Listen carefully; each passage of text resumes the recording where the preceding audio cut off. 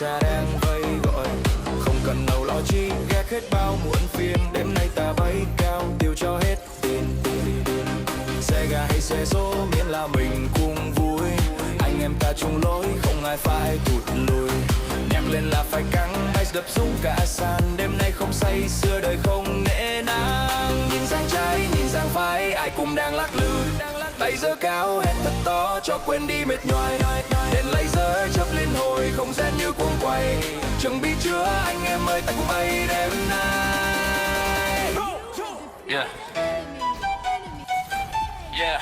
Mic check 1 2. Yeah.